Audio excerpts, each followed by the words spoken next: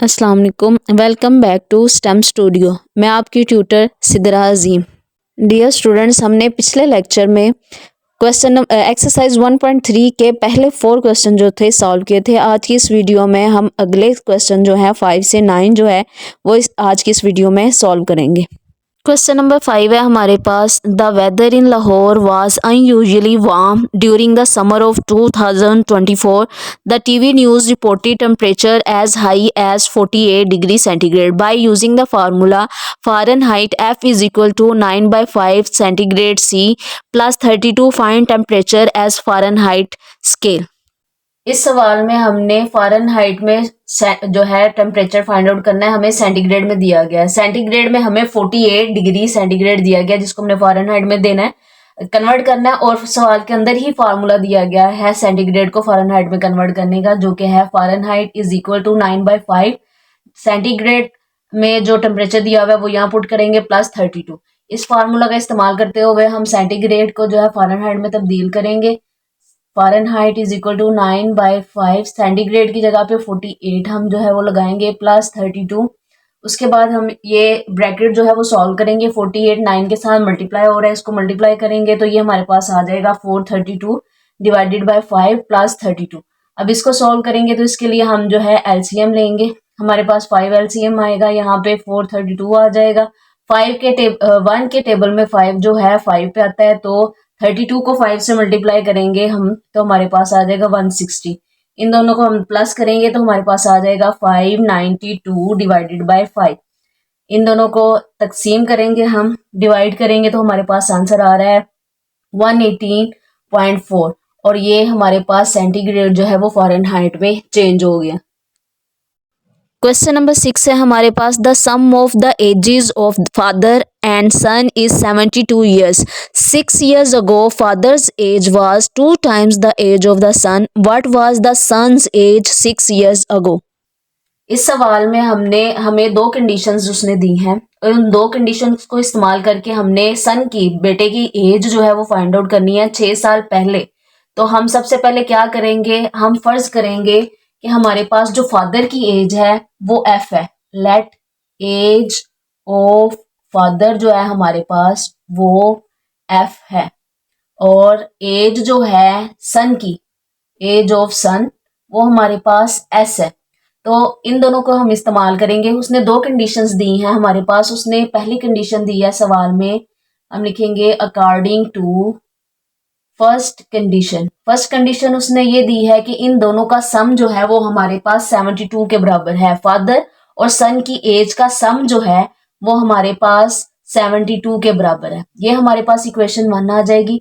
और दूसरी कंडीशन जो दी हुई है according to second condition, second condition दी है कि 6 साल पहले जो है बेटे बाप की उम्र जो है वो बेटे की उम्र का जो है 2 गुना है।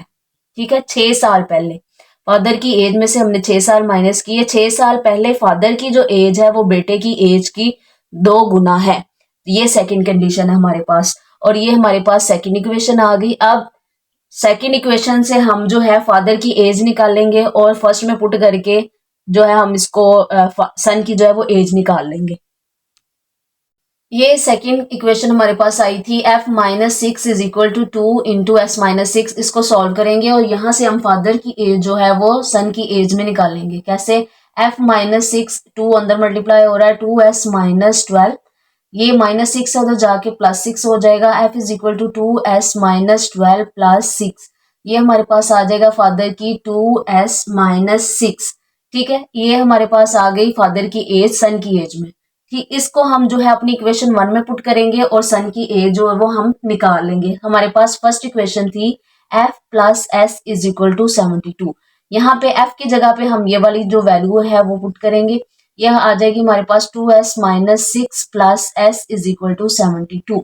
ये s अब जो है प्लस माइनस हो सकता है।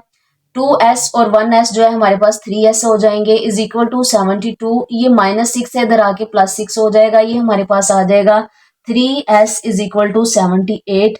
s की हमने वैल्यू फाइंड आउट करनी है, 3 मल्टीप्लाई हो रहा है इधर आगे हमारे पास डिवाइड हो जाएगा और सन की जो एज है वो हमारे पास 26 आ गई। ये 26 आई है 6 साल बाद की, हमने 6 साल पहले की मालूम करनी है, तो हम क्या करेंगे, S-6, सन की एज में से 6 साल जो है वो माइनस कर देंगे। ठीक है, सन की हमारे पास मौजूदा जो उम्र आई है वो 26 आई है, इसमें से 6 माइनस करेंगे तो सन की एज जो है 6 साल पहले वो हमारे पास आ जाएगी 20 साल।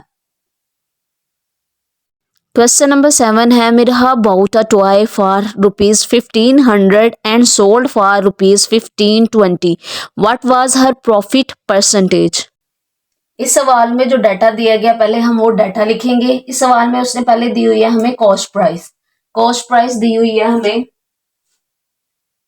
टॉय की। कॉस्ट प्राइस जो है उसने दी हुई है हमें 1500। ठीक है, और सेल प्राइस, सेल प्राइस हमें दी हुई है 1520। ठीक है, इसका मतलब है कि कॉस्ट प्राइस 1500 में उसने टॉय खरीदा और 1520 में सेल कर दिया उसने। हमने जो फाइंड आउट करना है इसके अंदर प्रॉफिट परसेंटेज में फाइंड आउट करना है। ठीक है, प्रॉफिट हमने फाइंड आउट करना है लेकिन परसेंटेज में। ठीक है, पहले हम इसको रुपए में जो है, रुपीज में जो है हम पहले प्रॉफिट फाइंड आउट करेंगे, उसको उसके बाद जो है परसेंटेज में कन्वर्ट करेंगे। ठीक है, हमारे पास जो प्रॉफिट का फॉर्मूला आता है वो होता है हमारे पास sale price minus cost price. ठीक है, हम जो है सेल प्राइस 1520 में से माइनस करेंगे 1500, तो हमारे पास 20 रुपीज जो है वो आया, हमारे पास प्रॉफिट आया। अब इस 20 रुपीज को हमने परसेंटेज में कन्वर्ट करना है, उसके लिए हमारे पास फार्मूला है, हमारे पास जो है 20 रुपीज आ गया, हमारे पास प्रॉफिट, प्रॉफिट आया हमारे पास रुपीज में 20 रुपीज, हमने जो है इसको कन्वर्ट करना है परसेंटेज में। तो प्रॉफिट परसेंटेज का हमारे पास फार्मूला है परसेंटेज प्रॉफिट, इसका हमारे पास फार्मूला होता है profit over cost price multiplied by 100%। ठीक है, प्रॉफिट हमारे पास 20 रुपीज है, कॉस्ट प्राइस हमारे पास इसकी 1500 थी, और 100% इसको परसेंटेज में कन्वर्ट करने के लिए हम लगाएंगे। इसको हम सॉल्व करेंगे तो हमारे पास आंसर आ जाएगा 1.33%। ये हमारे पास प्रॉफिट परसेंटेज में आ गया है कि उसको जो प्रॉफिट हुआ है वो 100 में से 1.33% प्रॉफिट हुआ है। क्वेश्चन नंबर 8 है हमारे पास, the annual income of Tayyab is ₹960,000 while the exempted amount is ₹130,000. How much tax would he have to pay at the rate of 0.75%? जी, इस सवाल में हमें उन्होंने एनुअल इनकम बताई हुई है और एग्जेम्प्टेड इनकम बताई हुई है, अमाउंट बताई हुई है जो हमने इनकम में से माइनस करनी है, और जो टैक्सेबल इनकम है उसके ऊपर हमने टैक्स फाइंड आउट करना है 0.75% से। ठीक है, यहाँ पे हम पहले डाटा लिख लेते हैं। एनुअल इनकम उन्होंने हमें दी हुई है सवाल में, एनुअल इनकम जो है वो है 960,000। ठीक, ये एनुअल इनकम है हमारे पास रुपीज में, और एग्जेम्प्टेड अमाउंट दी हुई है जो जिसके ऊपर मतलब टैक्स जो है ना इस वाली अमाउंट पे जो है वो नहीं लगेगा। एग्जेम्प्टेड अमाउंट हमारे पास उसने दी हुई है 1,30,000 रुपये। ठीक है, और टैक्स की जो रेट है, टैक्स रेट जिस टैक्स शरह से टैक्स कटेगा वो है 0.75%। ठीक है, हम पहले जो है टैक्सेबल इनकम फाइंड आउट करेंगे और फिर उसके ऊपर टैक्स रेट लगा के टैक्स की अमाउंट फाइंड आउट करेंगे। ठीक है, तो हम टैक्सेबल इनकम फाइंड करने के लिए क्या करेंगे, जो एनुअल इनकम है उसमें से एग्जेम्प्टेड अमाउंट जो है वो माइनस कर देंगे। ठीक है, 9,60,000 में से हम माइनस करेंगे 1,30,000 रुपया, तो हमारे पास आ जाएगी टैक्सेबल इनकम 830,000। अब ये हमारे पास टैक्सेबल इनकम आई है, इसके ऊपर हमने 0.75% से जो है टैक्स जो है मालूम कर लेना। ठीक है, टैक्स की अमाउंट हमारे पास हम मालूम करनी है, वो आ जाएगी हमारे पास 8,30,000 मल्टीप्लाइड बाय 0.75%। परसेंट हमने अमाउंट मालूम करनी है, तो हम जो है परसेंट का 100 जो है वो बटे के नीचे लगाएंगे। इसको सॉल्व करेंगे तो हमारे पास आ जाएगा 6,225 रुपए। ये अमाउंट है टैक्स की जो हमने पे करनी है इस एनुअल इनकम के ऊपर। लास्ट क्वेश्चन है इस एक्सरसाइज का हमारे पास, find the compound markup on ₹375,000 for 1 year at the rate of 14% compounded annually. ये एक्सरसाइज 1.3 का लास्ट क्वेश्चन है। इसमें हमने कंपाउंड जो है प्रॉफिट वो फाइंड आउट करना है। कंपाउंड प्रॉफिट का हमारे पास फार्मूला होता है, वो लगा के हम कंपाउंड प्रॉफिट फाइंड आउट करेंगे। पहले हमें जो सवाल में डाटा दिया गया वो लिखेंगे। हमारे पास प्रिंसिपल अमाउंट दी हुई है। सबसे पहले प्रिंसिपल अमाउंट जो है वो दी हुई है मेरे पास 3,75,000 रुपये। ठीक है, उसके बाद दी हुई है, टाइम दिया हुआ है 1 ईयर का, 1 ईयर। और उसके बाद जो है रेट ऑफ इंटरेस्ट दिया हुआ है हमारे पास, वो है 14%। हमने जो है कंपाउंड प्रॉफिट जो है वो फाइंड आउट करना है। यहाँ पे हम कंपाउंड प्रॉफिट का जो है वो फार्मूला लगाएंगे। कंपाउंड प्रॉफिट का हमारे पास फार्मूला होता है principal amount multiplied by 1 plus rate of interest over 100 raise to power time minus principal amount.